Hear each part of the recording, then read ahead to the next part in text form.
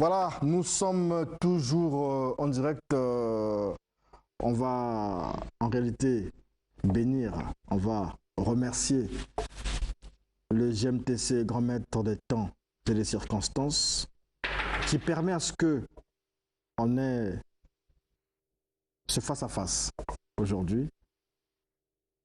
La volonté pour nous sur le 110, Roland Brice Maïlou, qui a introduit l'émission aujourd'hui, vous expliquer que le face-à-face n'est pas un corps à corps, mais c'est une façon de comparer les Écritures, de choquer, s'il le faut, les Écritures, de sorte que jaillisse la vérité.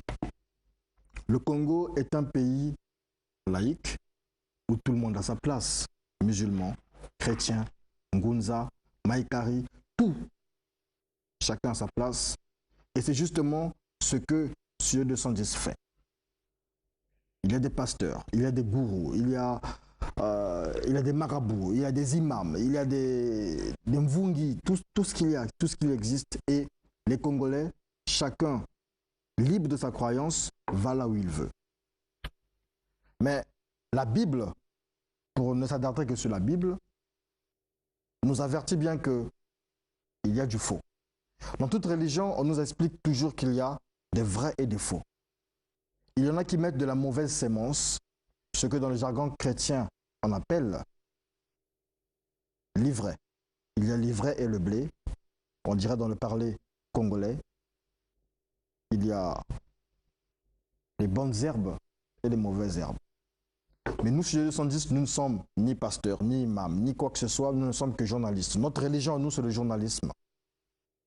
Et donc, lorsque nous confrontons les idées, c'est pour que ceux qui sont à la maison soient édifiés, qu'ils aient la possibilité de choisir. À la lumière de l'argumentation de tel ou tel débatteur, ils se font une idée de leur cheminement. Aujourd'hui, on va le dire, beaucoup ne vont pas ou vont plus à l'église, ce n'est pas notre volonté. Nous faisons notre émission le dimanche, même si les gens peuvent spéculer, nous subissons un programme, la télévision a décidé que nous faisons le dimanche, ce n'est pas notre volonté, on le fait. Et il y a des gens qui ont choisi de ne plus aller à l'église, mais préféraient suivre cette émission où passent les Ngunza, où passent les chrétiens, où passent les musulmans, où passent les maïkari, où passent les spirituels. Parce qu'il y a une certaine vérité. Le peuple a soif. Il ne s'agit pas seulement ici des Congolais, il s'agit de toute l'Afrique. Il ne s'agit pas seulement des frontières de l'Afrique, il s'agit du monde entier parce que chez le 110 et Télé Congo traverse les frontières. Donc une fois de plus, je vous dis bonjour. Le débat d'aujourd'hui, c'est qui de Mahomet ou Muhammad, comme on dit, et de Jésus pour certains ou Yehoshua pour d'autres, est le sauveur de l'humanité. C'est la suite d'un débat, d'une série de débats brouillés entre-temps, mais l'essentiel qu'on retient, c'est que nous avons pu arriver ici. Nous ne sommes pas là pour l'apologie de la violence, nous ne sommes pas là pour l'apologie des injures. Nous avons eu un briefing avec les deux invités. Chacun va avec ses arguments. Nous avons à notre gauche le docteur Renaud Boris Mbota, connu, mais qui passait tout à l'heure aussi dans le temps du réveil. Donc chrétien, entre guillemets. Et nous avons à notre droite le docteur Abdul Majid, musulman. Chacun, c'est sûr, tirera la couverture de son côté. Pour nous, ce qui compte, c'est la substance de ce qu'ils diront. Nous avons eu affaire au livre de Daniel dernièrement. Et aujourd'hui, nous sommes sur la deuxième thématique. Comme on dit dans l'autre jargon, Inch'Allah, on ne sait pas ce qui viendra pour les jours prochains. Et donc, le principe reste le même, 5 minutes pour chacun. Abdul Majid, vous avez la parole. Ce n'est pas à moi de prendre la parole le premier parce que le thème a été choisi par lui, formulé par lui, proposé par lui. Non, j'ai simplement voulu faire l'écrit parce que la première fois, c'est Mbota qui avait commencé, il n'avait pas réagi. Après, allez-y, pasteur Mbota. C'est pas à moi de commencer. Merci beaucoup. Et je crois que je salue d'abord tous les téléspectateurs pour une fois de plus. Et j'ai béni le Seigneur qui nous a accordé la grâce de nous retrouver ici dans ce face-à-face qui est le dernier de cette année 2017. La question qui nous oppose aujourd'hui ce matin, c'est qui entre Yeshua et Mohammed est qualifié pour sauver l'humanité. Qui est le sauveur de l'humanité entre les deux?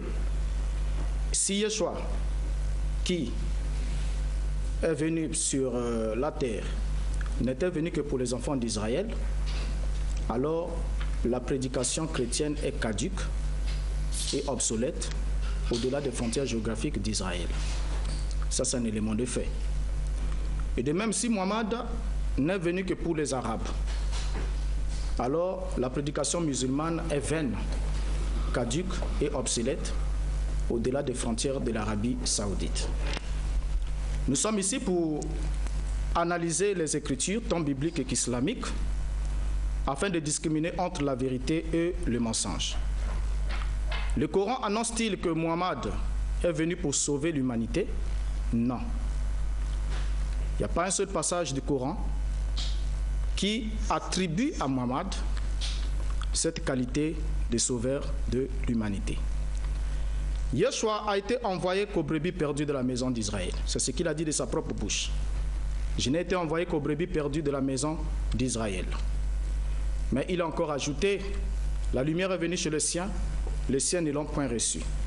Mais à tous ceux qui l'ont reçu, il leur a donné le pouvoir de devenir enfants d'Élohim, lesquels ne sont plus nés de la chair et du sang, mais lesquels sont nés maintenant de l'esprit. Alors, les Samaritains, à leur époque, ont reconnu en Yeshua HaMashiach le sauveur du monde. Jean chapitre 4, le verset 42. Pierre, qui est l'apôtre choisi par Yeshua HaMashiach, a annoncé Yeshua comme étant le sauveur. Actes chapitre 5, le verset 30 à 31. Paul, l'apôtre, reconnu aussi par le Coran, a emboîté le même pas dans Actes chapitre 13, le verset 23, en déclarant que Yeshua est le sauveur de l'humanité. Et Yeshua lui-même dit aussi dans Jean 12, verset 47, qu'il est le sauveur de l'humanité. Alors la première remarque est que nous faisons ce que nous remarquons que le Coran n'a jamais présenté Mohammed comme étant le sauveur du monde. Jamais. Et je crois que notre ami sera ici pour nous illustrer cela, nous pointer cela du doigt. La sourate qui va illustrer, qui va déclarer que Mohammed a été envoyé comme sauveur du monde. Alors, pour parler de la qualification entre les deux, qui est qualifié pour apporter le salut, nous devons d'abord nous stagner sur les personnes et la mission qu'ils ont reçue de la part de ceux qui les ont envoyés. Ici, je parle de Yeshua en qualité de messager de Yahweh El Elyon, et je ne crois pas qu'il est le messager de la part de Allah. C'est Mohammed qui est le messager de la part de Allah, la divinité de l'islam. Alors, Yeshua d'abord avant la naissance. S'il faut faire une comparaison, parce que nous devons comparer pour voir qui est qualifié entre les deux, pour apporter un message du salut. Avant qu'on puisse définir qu'est-ce qu'est le salut, nous allons y entrer dans le débat. Yeshua, avant même de naître, sa mère a été choisie. Donc la maman qui a mis Yeshua au monde était d'abord le choix divin. Sa maman est choisie et elle était l'excellente entre toutes les femmes. Et Yeshua est né d'une naissance surnaturelle, annoncée d'avance par un ange à la Vierge Marie, qui était sa mère. Mais Mohammed est né d'une naissance naturelle entre Abdallah et Amina. Yeshua n'est pas né d'un père humain, mais Dieu a insufflé son esprit en Marie. Ceci fait de Yeshua le Mashiach ou le Messie, selon le Coran, chapitre 4, le verset 171, le chapitre 21, le verset 91, le chapitre 66, verset 12. Donc le Coran reconnaît à Yeshua la qualité du Messie, qui est une qualité unique au monde. Il n'y a jamais eu de Messie avant Yeshua, il n'y a jamais eu de Messie après Yeshua. Et le terme Messie, par définition, signifie sauveur de l'humanité et signifie rédempteur. Alors, Yeshua HaMashiach n'est pas un homme ordinaire, Il est l'Esprit divin incarné dans un corps humain. Il est né par l'Esprit au travers d'une vierge, en opposition à Mohammed qui est né comme tous les hommes. Allez-y. Bon, merci beaucoup pour la parole. Je pense que pour la dernière fois, j'étais en train de dire que toutes les allégations mensongères de M. Mbota sur l'islam et les contradictions qui les caractérisent ne traduisaient que ses insuffisances en matière de connaissances bibliques, islamiques, historiques et même en culture générale. Et j'ai dit aussi que M. Mbota n'était pas habilité à faire l'exégèse biblique pour la simple et bonne raison qu'il n'a pas reçu une formation pastorale classique. Et ce n'est pas le fait de s'auto-proclamer pasteur qui fait de lui un pasteur au sens biblique, au classique du terme. Et juste après notre débat, lors de notre débat même, je ne dirais même pas juste après notre débat, lors du débat même, je me suis aussitôt rendu compte que M. Mbota n'avait pas seulement le niveau de débattre avec moi, mais il n'avait pas aussi le niveau de débattre avec un seul de mes élèves, d'où qu'il soit, de France, Congo, ici, ou RDC, ou en Côte d'Ivoire. Et lors de ce débat même, je me suis aussitôt rendu compte que M. Mbota souffrait de 3 maladies. La première maladie, c'est qu'il a le manque, il souffre de la maladie du manque, il ne maîtrise pas la lettre. C'est-à-dire déjà les textes de la Bible, il ne les maîtrise pas et il voudrait discuter avec moi sur l'esprit des textes bibliques. Donc c'est comme quelqu'un qui n'a pas fait les droits, qui ne connaît pas l'esprit de la loi, mais qui voudrait discuter avec les juristes, par exemple, sur l'esprit des articles de la Constitution. Et M. Mbota souffre encore d'une autre maladie, qui est celui de manquer l'intelligence du contexte, la connaissance du contexte. Ce qui le pousse parfois, les conséquences sont telles que lorsqu'il interprète un verset de la Bible, soit il le comprend hors de son contexte pour en faire un prétexte, ou alors il essaie de donner un autre sens qui est contraire à celui qui est visé par l'auteur. Et enfin, il y a une troisième maladie dont il souffre, c'est quoi?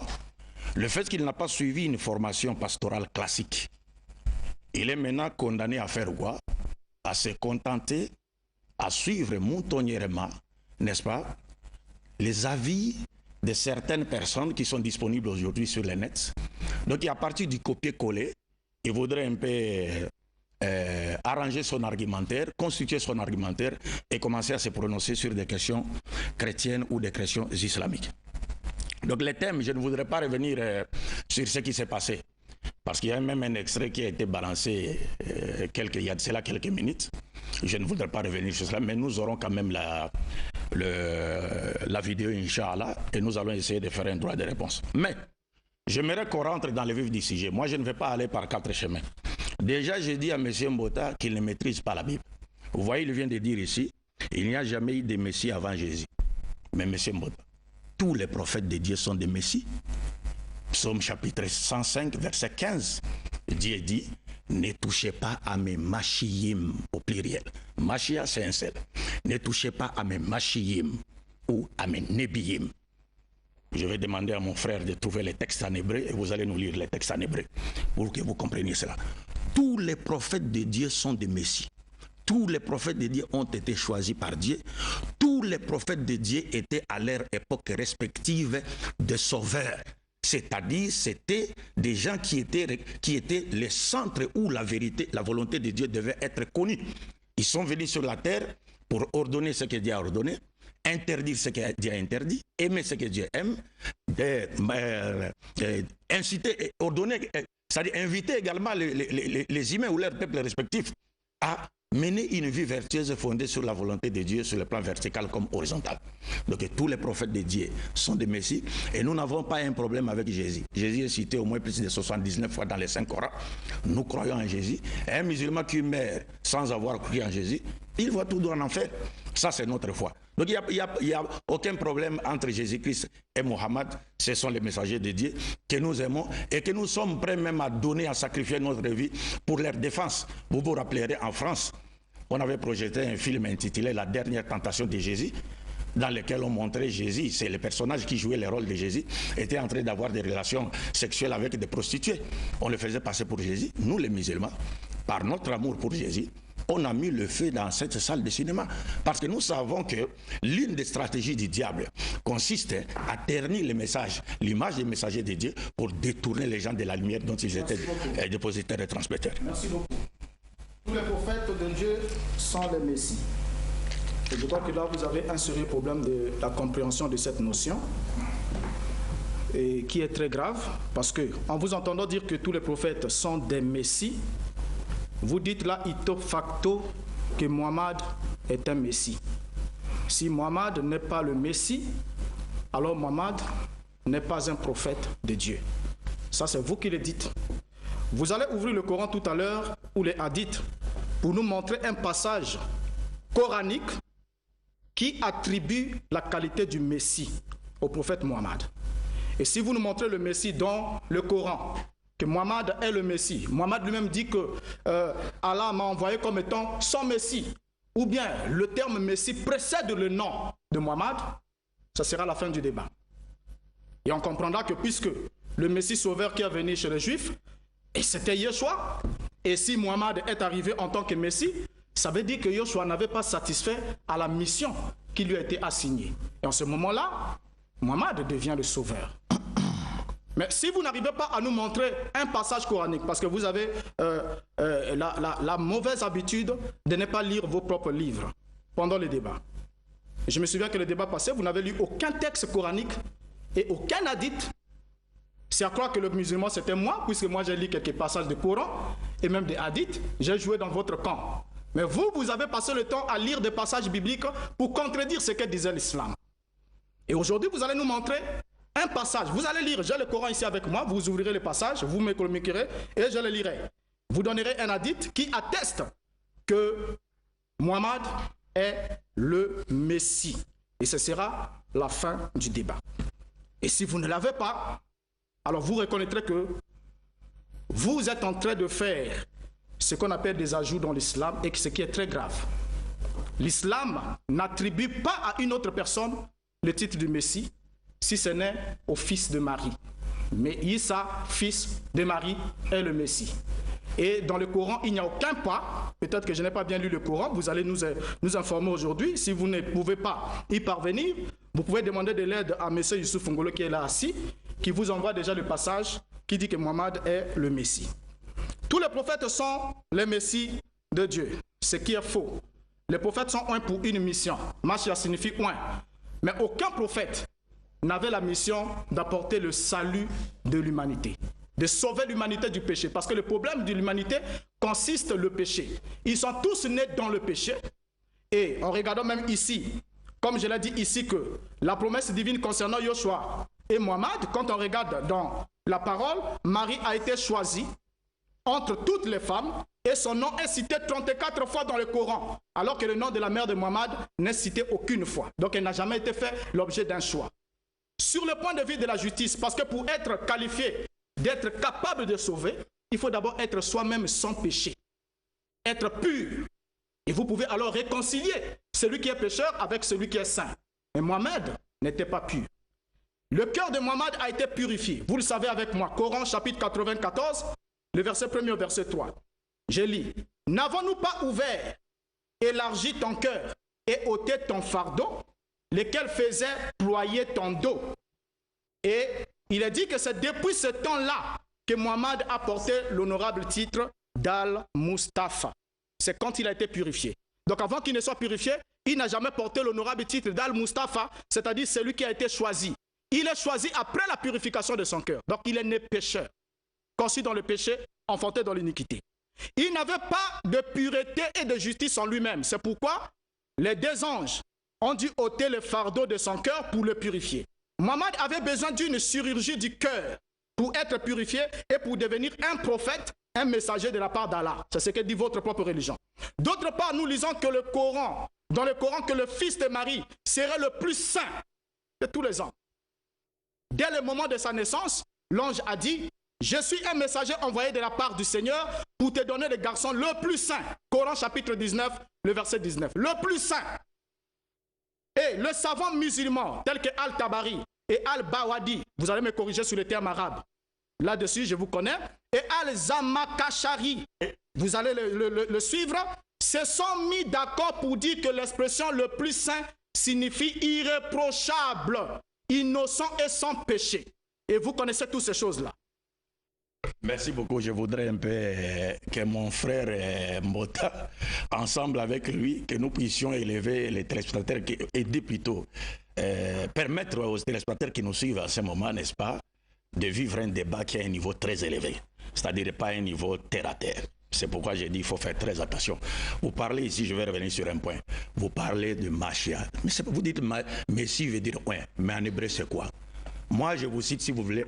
Je peux tout de suite là consulter les nets, je vous ouvre les textes en hébreu de psaume 105 verset 15, lisez le psaume 105 verset 15, psaume, ça c'est le Coran, vous me braquez le Coran, je vous parle de psaume, vous me montrez le Coran mon frère, c'est pas ça le psaume, je vous parle de psaume, vous me braquez le Coran, je vous ai donné un verset de psaume 105 verset 15, Dieu dit ceci, ne touchez pas à mes oins, en hébreu, Machiyim, et ne faites pas de mal à mes prophètes, en hébreu, Nebiyim. Deuxième passage, je vous donne, même Cyrus a été appelé Messie de Dieu. Ésaïe chapitre 45, verset 1, ainsi a dit l'Éternel à son oint, en hébreu, Machia, à Cyrus, duquel j'ai pris la main droite afin que je terrasse les nations devant lui, ainsi de suite. Et tous les sacrificateurs en Israël porter le titre du Messie en hébreu Machia. Dites-moi seulement que le psaume que je viens de lire, 105 et 15, le terme utilisé dans le texte original en hébreu n'est pas Machiyim. Dites-moi cela, si vous allez oser le faire. Vous me braquez le Coran. Un premier point. Deuxième point. Vous m'accusez ici de n'avoir pas cité un verset du Saint-Coran lors de notre premier débat. Mais ce n'est que normal, parce que le débat devait se focaliser sur la quatrième bête des prophéties de Daniel, qui n'ont rien à voir avec le Coran. Le débat devait se focaliser sur la quatrième bête des prophéties de Daniel, qui n'ont rien à voir avec le Coran. Mais aussi, aujourd'hui, si je dois citer le Coran, je le ferai par tête, par cœur, parce que nous mémorisons le Coran. Nous ne sommes pas comme vous. Mais si je me dois de citer la Bible, peut-être je peux citer comme ça et même lire pour qu'on ne m'accuse pas de n'avoir pas lu un texte qui ne figure pas dans la Bible. Donc c'est un petit débat, c'est un faux débat ça. Donc allons dans le vif du sujet. Moi je vous attends au tournant. Alors vous avez aussi dit, c'est pas important ça. Le débat est vraiment pour moi, le débat est terre à terre. Lorsque vous dites le nom de la mère de Mohammed n'a pas été cité dans le Coran. Mais le Coran, Dieu n'a pas besoin de citer le nom de la mère de Mohammed dans le Coran. Si on a cité Jésus et sa mère dans le Coran, parce que Jésus est né miraculeusement sans père et avait une mère. Et Dieu nous dit dans les Saint-Coran que cela ne vous étonne pas. Ce n'est que l'accomplissement des 4 façons dont Dieu a créé la race humaine. Dieu a créé Adam sans père, sans mère. Il n'a pas goûté à l'enfance comme Jésus. Il n'est pas sorti d'entre les jambes d'une femme comme Jésus. Il n'est pas resté dans les liquides amniotiques d'une femme comme Jésus. Il n'a pas tété au sein d'une femme comme Jésus. Il est sorti adulte portant la barbe. Ève a été créée sans mère. Adam a été considéré comme étant son père parce qu'elle a été tirée de son côté, à l'exemple de la même A et B. Et Jésus est né sans père, avec une mère, et nous qui naissons selon la loi commune avec des pères et des mères. Et si le Christ a été appelé Messie, lui seul dans le Coran, c'est pour mettre un accent particulier sur sa messianité par rapport aux Juifs. Parce que les Juifs ne croyaient pas en lui. Vous savez comme moi qu'aujourd'hui encore, les Juifs attendent leur Messie, qui n'est pas Jésus. Vous parliez aujourd'hui, l'autre fois vous parliez de Jérusalem. La puissance mondiale aurait maintenant reconnu que Jérusalem appartient aux Juifs. Mais l'existence même de l'État d'Israël est un signe manifeste pour les Juifs. C'est un signe manifeste de l'imposture de Jésus. Parce que pour les Juifs, c'est le Messie qui devait rétablir l'État d'Israël. Mais nous disons que Jésus est véridique. Et c'est lui qui est le Messie qui a été envoyé aux enfants d'Israël. Mais contredisez-moi. C'est-à-dire, au lieu avant d'enlever la paille qui est dans l'air de ton ami, ôte d'abord la poutre qui est dans ton nez. Tu parles d'un Messie. La Bible te parle d'un conteneur de Messie. Dites-moi que 105, psaume 105, 15 ne parle pas de tout, ne présente pas tous les prophètes comme étant le Messie, je dis. Dites-moi cela. Donc c'est pourquoi je vous dis, relevons un peu le niveau des débats. Je voudrais avoir un débat professionnel, un débat classique. Il ne faut pas aller dans des petites choses qui n'ont rien à voir avec la quintessence. Il faut faire plaisir. Nous voulons un spectacle biblique et coranique. Inch'Allah. Comment? Non, moi je lui laisse mes secondes. Il faut qu'il élève le niveau de débat. Ça me va droit au cœur. La quatrième bête n'a rien à voir avec le Coran. Monsieur Abdul Majid, qui est quand même défenseur de l'islam, va parler de choses que Mohammed, le prophète de l'islam, n'a pas reçues comme révélation. Mohammed n'a pas expliqué la prophétie de Daniel. Mais vous, par souci d'authentifier Mohammed et de vous faire un peu différent et peut-être de succéder, peut-être de devenir plus tard un des califes, vous avez voulu inventer votre révélation. Ça, c'est une déclaration grave. Que vous débattez pour défendre que l'Antichrist ne sera pas musulman, mais vous disiez quand même que la quatrième bête n'a rien à voir avec le Coran. Donc l'islam n'en a pas parlé. Et le fait que l'islam n'en a pas parlé, c'est à vous d'en parler. Et ça, c'est très grave, mon cher ami. Très grave. Je me disais que vous aviez sûrement la connaissance infuse sur l'islam, mais je me rends compte que vous n'avez pas répondu à ma question. Et c'est très, très regrettable. Très regrettable que vous n'ayez pas répondu à ma question. Je vous ai demandé, montrez-moi dans le Coran là où la qualité du Messie est attribuée à Mohammed. Pas de verset coranique. Au fait, un petit rire ironique ne fait du mal à personne. C'est juste pour dire qu'on n'encaisse pas, mais alors qu'on sent réellement la douleur dans son fort intérieur. Et, chers amis musulmans, voici votre ami qui est là devant moi. Je lui ai dit, pourtant, c'est très simple. Rien qu'au premier rang, je l'ai dit, s'il me montre un passage coranique qui attribue la qualité du sauveur, qui dit que Mohammed a été envoyé comme sauveur de l'humanité. Parce que je lis dans le Coran et dans les hadiths, Mohammed n'a été envoyé que comme annonciateur et avertisseur. Annonciateur et avertisseur, ce sont des termes qui diffèrent du sauveur. Mohammed n'est pas le sauveur parce que le Coran, Allah n'a pas prévu la qualité d'un sauveur dans le Coran. Et si c'est le contraire, notre cher ami doit être habilité à nous montrer le passage coranique. Je le lui demande dans son propre livre, un passage coranique qui atteste que Mohammed est le sauveur de l'humanité ou qui lui attribue le titre du Messie. Donc à partir d'aujourd'hui, il faudra que M. Abdul Majid, quand il parle de Mohammed, il dise Messie Mohammed. Comme on dit Messie Issa, fils de Marie. Donc il faudra qu'il ajoute ça dans le Coran parce que ceux qui ont édité le Coran ont manqué à cette révélation-là et c'est M.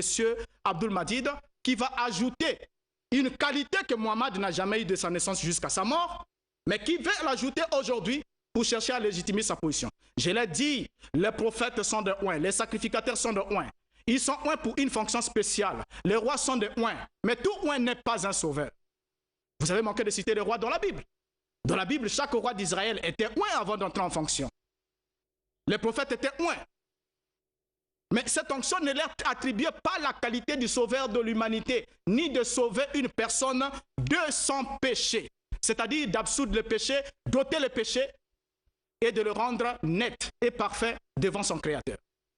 Je reviens ici sur la question de Mohammed, comme je l'ai dit, par comparaison. Avant la naissance de Jésus, fils de Marie, Jésus le Messie, je le dis comme ça, très haut et très fort. L'inspiration divine a déclaré que celui qui devait naître par l'intervention de l'Esprit divin vivrait toujours de manière sainte, sans commettre un seul péché. Il n'aurait pas besoin de purifier son cœur, car il sera lui-même la personnification même de la sainteté. Ça, c'est vos propres livres qui le disent. Que Issa, fils de Marie, sera la personnification même de la sainteté. Donc la sainteté faite chair. Cette qualité suprême qui garde le trône divin. Mais Mohammed n'avait pas cette qualité. Saint à vie, de la naissance jusqu'à son départ, Mohammed ne l'avait pas. Et on lit ici dans votre propre livre que Mohammed s'est plusieurs fois repenti de ce péché. Le Coran, chapitre 40, verset 55. Jusqu'à là, je vous dis que vous n'avez pas lu le passage du Coran, j'attendrai le passage. Vous allez commencer à me montrer le passage du Coran qui dit que Mohammed est le Messie. Il a dit dans le Coran, chapitre 40, verset 55. Demande pardon pour ton péché et prie ton Seigneur le soir et au lever du jour. Encore, Coran 47, verset 19. Demande pardon pour ton péché et pour les croyants, hommes et femmes. Dieu connaît ta marche de longue en large, ainsi que les intérêts de ton cœur. Coran chapitre 48, verset 1 à 2. Nous t'avons accordé une victoire évidente pour pardonner tes péchés passés et futurs. Voilà. Mais ça n'a jamais été dit au sujet de Yeshua HaMashiach. Jamais été dit. Vous nous montrerez un passage là où Yeshua s'est repenti d'un péché, là où un seul péché lui a été repenti, dans vos livres. Jusqu'alors, je ne lis pas encore mon livre parce que je joue dans votre camp. Lisez-moi le Coran. Oui, je ne sais pas si ce monsieur avait représenté le Congo-Brazzaville à l'émission Question pour un champion, il aurait fait la honte nationale de tous les Congolais de Brazzaville. Parce que jusque-là, il n'arrive toujours pas à comprendre les concepts définitionnels. On vous dit que lorsqu'on parle du Messie, c'est un faux débat, mon cher frère Mbota. Il fallait peut-être me dire, comme je vous ai donné un verset dans la Bible, qui présente tous les prophètes de Dieu comme des messies. Il fallait me dire que c'est faux. C'est Jésus qui est le seul messie. Parce que toi, tu n'es pas hébraïque, tu n'es pas juif. C'est un terme messie, c'est quelqu'un qui a été choisi par Dieu pour une mission prophétique divine. En ce qui concerne les prophètes, laissez les rois d'abord les sacrificateurs. Si ce que je dis est vrai ou faux, dites-le haut et fort que non, la Bible n'appelle pas tous les prophètes des messies. Parce que si vous n'avez pas encore compris les termes messie dans votre propre Bible, comment allez-vous les comprendre dans le Coran? Et on vous a même montré pourquoi le Coran a utilisé les termes messie pour parler de Jésus. C'est pour mettre un accent particulier sur la véracité de Jésus en tant que le Messie qui a été envoyé aux enfants d'Israël. Parce que le Coran ne présente pas Jésus comme étant celui qui a été envoyé à l'humanité tout entière. Pas du tout. Et quand vous vous dites que Mohammed a été présenté comme étant annonciateur, avertisseur, mais voilà, je vous dis que ce n'est pas parce que, vous savez, vous avez l'habitude de prendre la liberté avec la Bible. S'il vous plaît, ne le faites pas avec le Coran.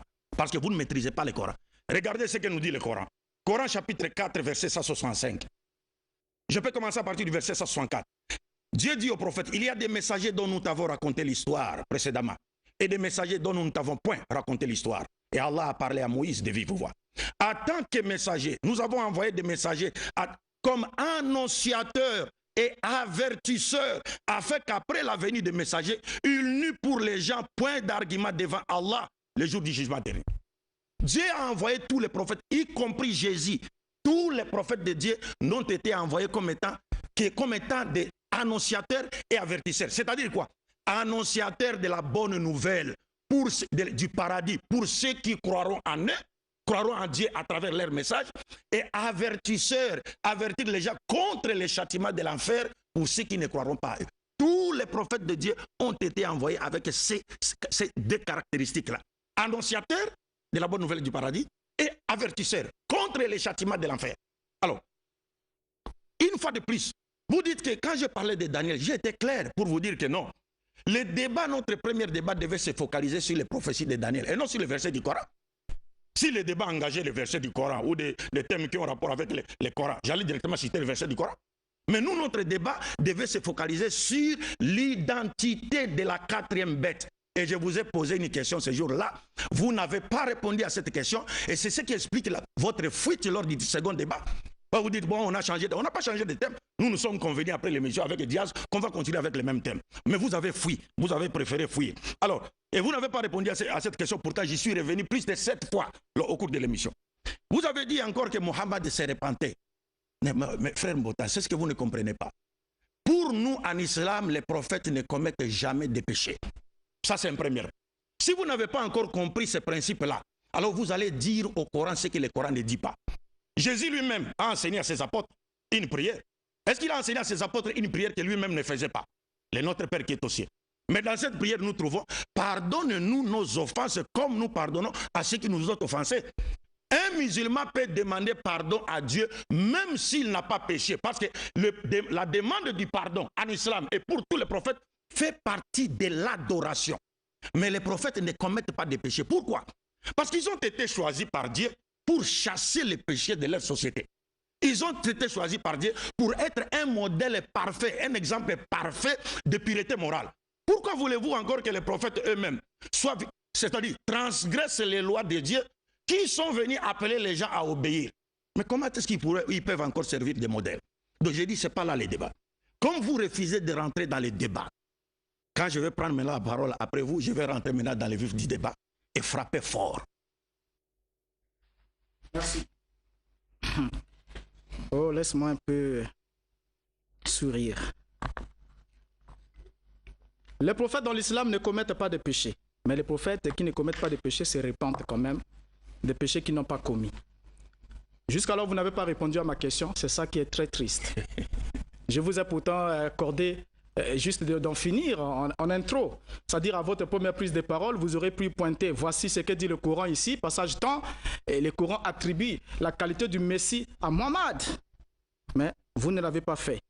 Je crois que vous devez encore retourner dans les universités coraniques s'il y a lieu d'apprendre encore parce que vous voulez emmener une innovation. Et c'est grave d'attribuer la qualité du Messie à Mohammed alors que ni le Coran ne le dit, ni le par, ni les hadiths, ni rien.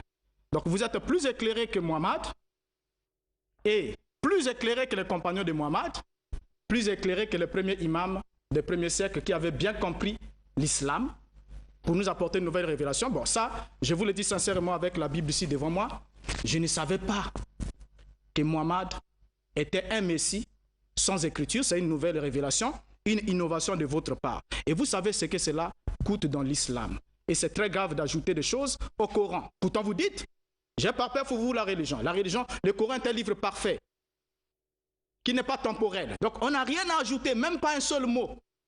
On n'a rien à retrancher. Et là, il n'y a pas un passage coranique qui dit que Mohammed est le sauveur de l'humanité, mais il n'est envoyé que comme annonciateur et avertisseur. Et j'aimerais que vous définissiez un peu ce mot, annonciateur et avertisseur. Annonciateur, qu'est-ce qu'il nous a dit? Personne qui prédit un événement, celui dont l'apparition indique une chose à venir. Mohammed était un annonciateur. Et qu'est-ce qu'il annonçait? Il annonçait la venue du Messie qui devait revenir pour sauver l'humanité de la main du Dajjal.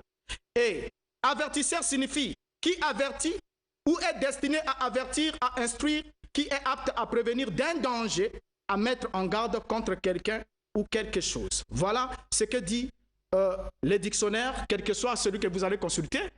Voilà les titres, les qualités d'un annonciateur et un avertisseur.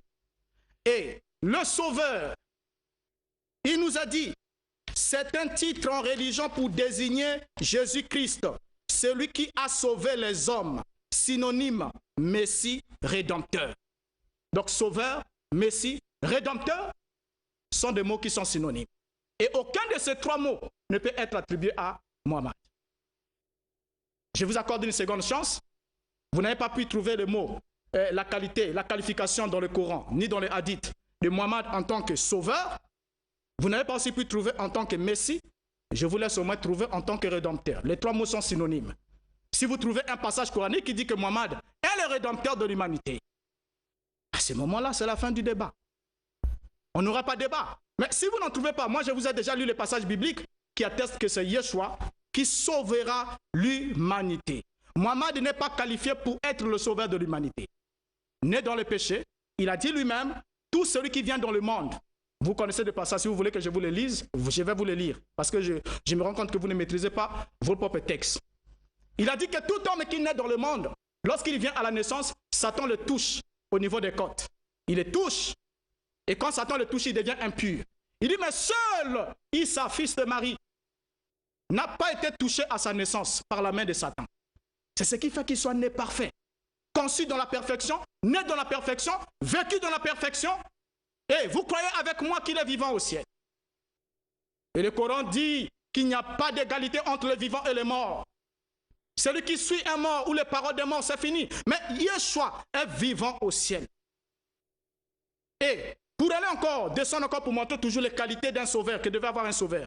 Yeshua déjà dans les évangiles, Yeshua s'est limité, le Coran lui dit qu'il était un créateur en miniature. Donc depuis, pendant que, ça c'est dans le Coran, je ne vous parle pas encore de la Bible. Le Coran dit qu'il est le seul homme qui a pu prendre l'argile. Il a façonné un oiseau avec de l'argile. Il a soufflé et l'oiseau a pris vie pour prouver que la puissance créatrice était en lui. Mais ça, Mohammed ne l'a jamais fait une seule fois. Toute sa vie de la naissance jusqu'à sa mort, Mohammed n'a opéré aucun miracle qui dénote du surnaturel. Si ce n'est imposer sa religion par le pays. Vous vous soumettez ou vous mourrez. C'est la loi de l'islam. Ça va. Je demande toujours à ce qu'on élève les débats. Et les Français disent « Nul n'est plus sourd que celui qui ne veut pas entendre ». Vous avez suivi les frères Mbota. Jusque-là, il est incapable. Il ne veut même pas reconnaître ce que son propre livre dit par rapport aux prophètes qui sont tous présentés comme étant des messies de Dieu. Mashiim en hébreu. Maintenant, il cherche les mots messie sur les prophètes utilisés dans le Coran. On lui explique.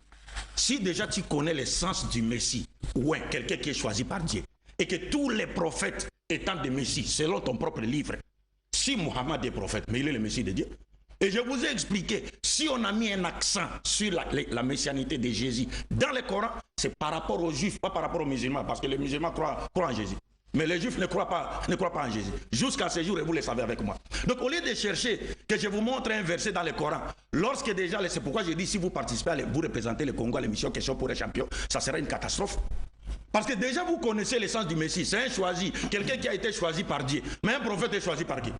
Alors si la Bible vous dit, ne touchez pas à mes messies, ne touchez pas à mes prophètes, il te montre que les prophètes sont des messies. Vous voulez encore quoi? Dites-nous alors que ce que la Bible dit est faux. Donc tous les prophètes ne sont pas des messies. C'est cela le problème. Donc j'ai dit, il faut savoir élever les niveaux du débat. Vous parlez de Jésus qui serait né, bon, comme les prophètes l'ont dit, c'est un hadith qui est bien. Mais le problème, c'est que vous ne connaissez pas l'islam et vous ne connaissez pas le Coran. Si on vous dit qu'à la naissance de Jésus, Satan n'a pas touché Jésus, n'a pas touché sa mère. C'est ce que le prophète dit. Pourquoi? C'est grâce à la prière de la grand-mère de Jésus. Coran chapitre 3, verset 35. Rappelle-toi quand la femme d'Imran dit, Seigneur, je t'ai voué en toute exclusivité ce qui est dans mon ventre. Accepte-les donc de moi. C'est toi, certes, l'Odia et l'Omniscient.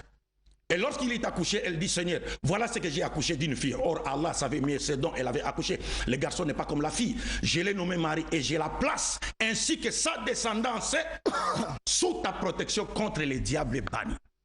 C'est grâce à la prière que la grand-mère de Jésus, donc la grand-mère de Dieu selon certains chrétiens, a fait que Jésus et sa mère ont été protégés, comme je l'ai dit, comme le prophète l'a dit. 2. Je reviens en disant, c'est un faux débat. Ne restez pas sur le mot Messie, parce que vous savez que la Bible appelle tous les prophètes des Messies. Maintenant, s'agissant du Sauveur, papa. Mais frère Mbota, vous pour les chrétiens, vous veniez tout à l'heure là de lire, lorsque vous faisiez vos prêchas, avant qu'on rentre dans les débats de face à face, n'est-ce pas?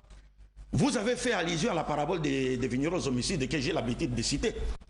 Et vous avez fait croire aux téléspectateurs avertis, bien sûr, qui vous suivez, que la parabole présentait Jésus comme étant le Fils de Dieu. Mais vous oubliez que la parabole appelle le maître de la vigne un homme. Or, Dieu n'est pas un homme. Mais comme vous voulez lui donner le titre de Fils de Dieu au sens littéral du terme, vous avez dit non, il est le Fils de Dieu. Alors que Dieu est-il un homme? Mais notre problème n'est pas là-bas. Quand vous dites de Jésus qu'il est le sauveur de l'humanité, pour vous les chrétiens, le salut que Jésus nous apporte passe par quoi? Ça passe par sa mort. Maintenant, selon la parabole que vous avez citée, la parabole nous dit, le maître de la vigne a envoyé son fils, après avoir envoyé ses serviteurs, il a envoyé son fils pour aller prendre sa part. Mais quand les vignerons virent le fils, ils se disent, voici l'héritier, saisissons-le et tuons-le. Et ça fera encore l'objet d'un autre débat, pour savoir si le Christ a-t-il été tué. Parce que vous avez dit ici, Abdul Majid est en contradiction, parce qu'on dit que le fils sera tué. Mais vous ne vous êtes pas posé la question, pourquoi Jésus est encore monté sur la montagne de Gethsemane pour aller demander à Dieu de le sauver de la mort. Donc il est plus faible qu'un commando kamikaze. Parce qu'un commando kamikaze qui a réussi une mission suicide, il ne peut pas renoncer à cette mission. Donc maintenant, il sait qu'il va aller mourir. Maintenant, il va demander à Dieu de le sauver de la mort. Mais 2, je termine en disant, ici dans cette parabole, le maître de la vigne, M. Mbota, répondez à cette question. Est-ce que le maître de la vigne a-t-il envoyé son fils pour aller se faire tuer par les vignerons ou pour aller prendre sa part de la vigne? Parce que le christianisme repose sur la mort de Jésus. La croyance à la mort de Jésus. C'est-à-dire, si vous ne croyez pas à la mort de Jésus, vous n'aurez pas la vie éternelle. Mais est-ce que le Christ a-t-il été envoyé pour se faire tuer? Non. Dieu n'envoie jamais ses prophètes pour se faire tuer. Alors, cette parabole que vous avez citée, ayez le courage de dire aux téléspectateurs qui nous suivent en ce moment. C'est cela qui repose le salut. Parce qu'on ne peut pas dire de Jésus qu'il est le sauveur du monde. C'est comme, vous parliez dernièrement de 2 capitaines. Mais c'est comme nous sommes en face de 2 docteurs. Donc, on va vers le docteur Jésus. On lui demande de nous diagnostiquer et de nous prescrire des produits. Il prend un marteau, il se donne un coup sur la tête, il tombe, il meurt. Il va nous sauver en quoi? Mais on va chez Mohammed, il vous diagnostique, il vous donne une prescription, il vous donne des produits, et puis vous prenez ces produits et vous guérissez votre maladie. Et c'est pourquoi vous voyez aujourd'hui le monde de Mohammed ne peut pas être comparé avec le monde de Jésus depuis que Jésus est mort. Mais le péché se multiplie plus d'un milliard de fois. Oh là là, c'est triste. En tout cas, je ne vous reconnais pas, mon cher ami. Je ne vous reconnais pas et... Répondez à la question. C'est très, très, très regrettable. C'est mon temps de parole, mon cher. C'est ça aussi la grandeur dans l'intelligence. Quand vous êtes assez intelligent, vous devez savoir vous comporter en public.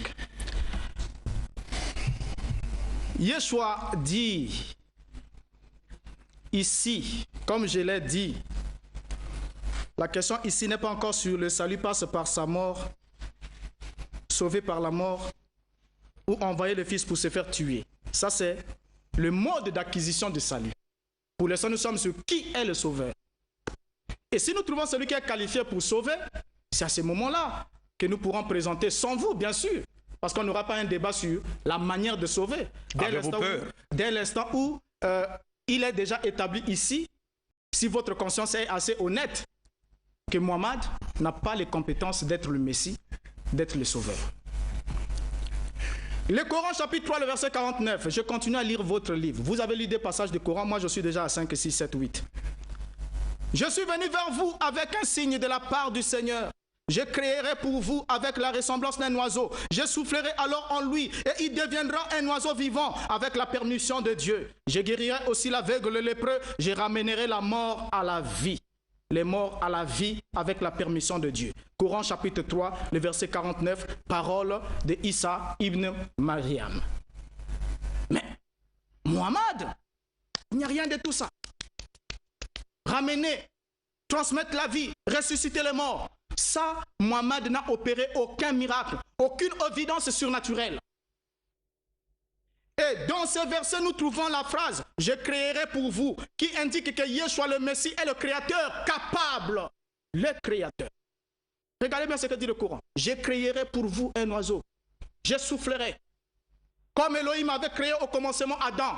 Il a pris la mode de terre. Il a façonné un corps. Il a soufflé. Adam est devenu un homme. Mais ici, Yeshua, pour prouver, selon votre propre livre, il dit « Je créerai pour vous ». Ce qui indique que Yeshua, le Messie, est le Créateur capable d'insuffler la vie dans une motte de terre, ce qui est un acte qui est sans équivalent. Mahomet, même dans un rêve, ne peut pas le faire. Jusqu'ici, Mohammed est disqualifié pour être le sauveur de l'humanité. Incapacité de transmettre la vie. Yeshua, prenant la motte de terre, soufflant dedans pour lui donner la vie à l'oiseau, prouve par là que c'est à la fin des temps, lui qui revient avec la puissance de la résurrection.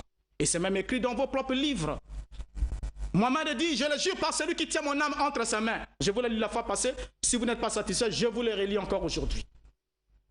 Jésus, fils de Marie, reviendra.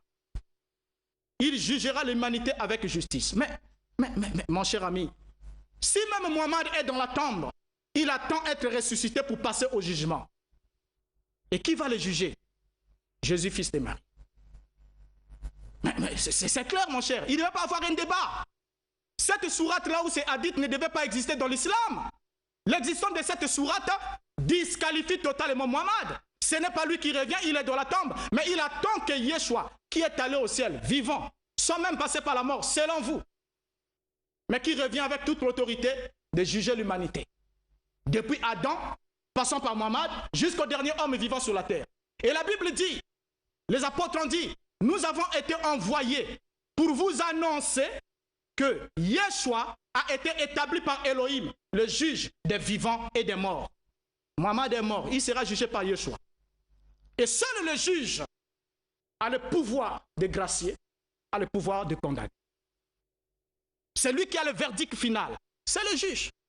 Mais Mohammed sera sur le banc des accusés, à genoux au bord de l'enfer. C'est ce que dit le Coran, que tous les hommes seront à genoux au bord de l'enfer. Et pendant le jugement, qui va juger? Ce n'est pas Allah, ce n'est pas Dieu, mais c'est Jésus, fils de Marie. Et il va juger en conformité avec ce qu'il a enseigné. Et le message de Jésus, fils de Marie, comme vous le dites dans le Coran, était un message d'amour. Pas la loi du talion que Mohammed a copiée faussement chez Moïse.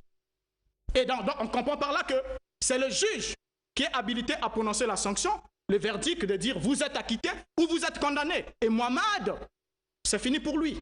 Alors, une fois de plus, je disais à mon frère Mbota, ne prenez pas de liberté avec le Coran comme vous le faites avec la Bible. Un premier point.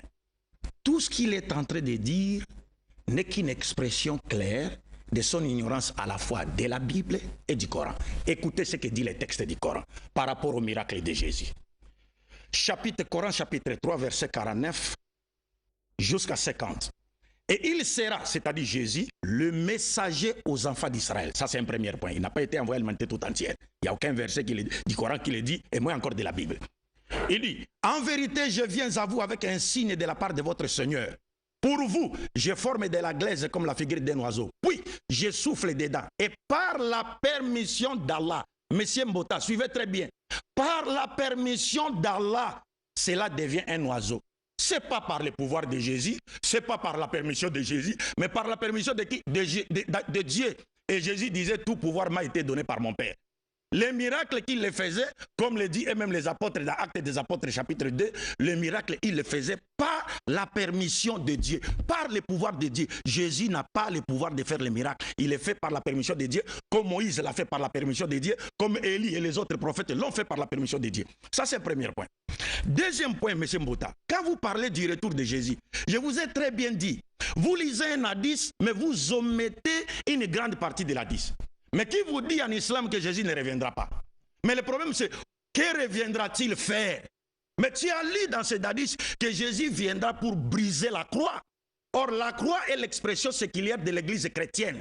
C'est-à-dire Jésus viendra pour nier, dénoncer, détruire, montrer que le christianisme n'est pas sa religion. Déjà dans la Bible, Matthieu chapitre 7 verset 21-22, Jésus dit, plusieurs me diront au dernier jour, n'avons-nous pas fait des miracles à ton nom? N'avons-nous pas guéri les gens en ton nom? N'avons-nous pas prophétisé en ton nom? Jésus leur dira, sortez, je ne vous ai jamais connu, vous qui commettez l'iniquité. Qui faisait des miracles au nom de Jésus? Les musulmans. Qui prétendait guérir au nom de Jésus? Les musulmans. Ce sont les chrétiens. Qui seront chassés par Jésus au dernier jour? Ce sont les chrétiens. Ça, c'est un deuxième point. Troisième point. C'est pourquoi le même hadith, M. Mbouta, vous dit quand Jésus reviendra, il apparaîtra. Pour juger quoi? Les prophètes montrent d'abord, il va juger le monde selon la loi de l'islam. Et il va mourir et il sera enterré par les musulmans. Et il va prier derrière l'imam Mahdi. C'est ce que les prophètes disent. Mais vous ne voulez pas les citer. Et Jésus viendra. C'est comme Obama, lorsqu'il y a eu le congrès des démocrates. Obama était président, mais Bill Clinton est venu soutenir Obama. Il est venu juste soutenir Obama. Jésus viendra pour soutenir, montrer à l'humanité tout entière que c'est l'islam qui est la religion de Dieu et c'est Mohammed qui a été envoyé à l'humanité tout entière. Et ce n'est pas lui qui juge au dernier jour. Vous confondez le jugement sur la terre où il va juger les nations montrant que l'islam est la vérité. Les autres sont dans l'erreur. La vidéo que j'ai fait passer hier sur homéostasie. Les juifs qui disent qu'il n'y a qu'un seul peuple qui adore le véritable Dieu, en dehors des juifs, ce sont les musulmans. Les autres sont des égarés. Je termine en disant, quand vous lisez chapitre 5 du Coran, on vous dit Jésus lui-même comparaîtra devant le tribunal de Dieu pour rendre compte et être jugé, pour dire que c'est lui qui a dit aux gens de les prendre pour Dieu. Coran chapitre 5, vous n'avez pas lu. Pour finir, mon frère, quand vous dites Mohammed n'a pas fait un miracle, mais vous ne comprenez pas les miracles. Jésus a dit à ses disciples, vous ferez des plus grands miracles que les miens. Mais Mohammed a fait le plus grand miracle que Jésus n'a pas fait. Aucun prophète de la Bible ne l'a pas fait. Parce que le plus grand miracle, c'est la transformation d'une société. Faire de sorte qu'une société qui vivait dans l'idolâtrie, le polythéisme, dans la dépravation totale des mœurs, cette société puisse sortir de l'idolâtrie, du polythéisme et de la dépravation totale des mœurs vers la connaissance du Dieu unique et vers les vraies valeurs spirituelles et morales que Dieu attend de nous sur le plan vertical et horizontal. Est-ce que le Christ l'a-t-il fait? Non. Le Mohammed a transformé sa société dès son vivant. Aucun prophète de la Bible, y compris Jésus, ne l'a fait dans la Bible. Si c'est le Mohammed. Voilà le plus grand miracle. Ce n'est pas le petit miracle de ressusciter, guérir. Mais où sont les gens que Jésus a ressuscités aujourd'hui? Où sont-ils? Mais voilà, le pays de Mohammed est là, régi par les enseignements de Mohammed. Montrez-moi un seul pays qui est régi aujourd'hui par les enseignements de Jésus. Mais il n'y a aucun pays, c'est ça. Qu'est-ce que vous comprenez par grand miracle? Ce sont des petits miracles que certains prétendent faire dans les églises en faisant tomber les gens. Ils pensent que ça c'est un miracle. Non, voyez comment nos sociétés vivent dans la dépravation totale des mœurs. Mais si les gens avaient accepté l'islam aujourd'hui, Congo aujourd'hui se serait transformé moralement. Où est le pays qui a été transformé par le christianisme depuis plus de 20 siècles? Où est-il? Un seul pays. Montrez-moi un seul pays. C'est ça le plus grand miracle, M. Mbouta. Donc revenons au débat. Ne faisons pas du coq à l'âne. Je vous ai donné un verset et je vous ai posé une question. Est-ce que Dieu, le maître de la vigne, a-t-il envoyé son fils pour aller se faire tuer par les vignerons ou pour aller prendre sa part? Merci beaucoup. C'est en réalité, selon ce que le chrono me dit, la fin du débat. Donc on va donner à chacun l'occasion de conclure. Nous allons donc donner, chrono, permettez-moi, 2 minutes pour chaque débatteur. 2 minutes, pas plus. Boris Mbouta et ensuite Abdul Majid. Merci. Le juge sera révélateur des secrets de cœur. Je complète ça pour vous, pour votre ignorance. Coran chapitre 6, le verset 50. Mohammed dit, « Je ne vous dis pas que je possède le trésor de Dieu. Je ne connais pas l'invisible. » Mais avec Yoshua le Messie, c'est différent. Mohammed a attiré l'attention sur Yoshua le Messie et il a dit qu'il est le seul à connaître les secrets des hommes et à voir l'invisible. Ces capacités sont réservées pour Dieu seul, et vous le savez. Mais Mohammed cite la parole du Mashiach dans le Coran en disant « Je vous dirai la nourriture que vous mangez et la quantité de richesses que vous accumulez dans vos maisons. Ceci est sûrement un signe pour vous si vous me croyez. » Ici, Mohammed décrit la capacité de l'omniscience, ce qui est en effet une qualité essentielle que Yeshua, par cette qualité-là, que Yeshua jugera le monde. Et il sera le juste juge. Alors, ici, pour terminer, vous avez dit que c'est le Coran, Mohammed, qui a été envoyé pour l'humanité. D'abord, vous comprenez mal la notion humanité. Je vais vous lire la définition de l'humanité. Humanité, nature ou condition humaine. Deuxièmement, genre humain, les hommes en général. Troisièmement, une partie seulement du genre humain. Et je vous lis ici une sourate. Je souhaiterais qu'on revienne encore là-dessus parce que je vois que vous n'avez pas pu survoler comme il se doit. Je vous lis encore une sourate qui montre que le message de l'islam n'a été circoncis que géographiquement autour de la Mecque et l'Arabie Saoudite.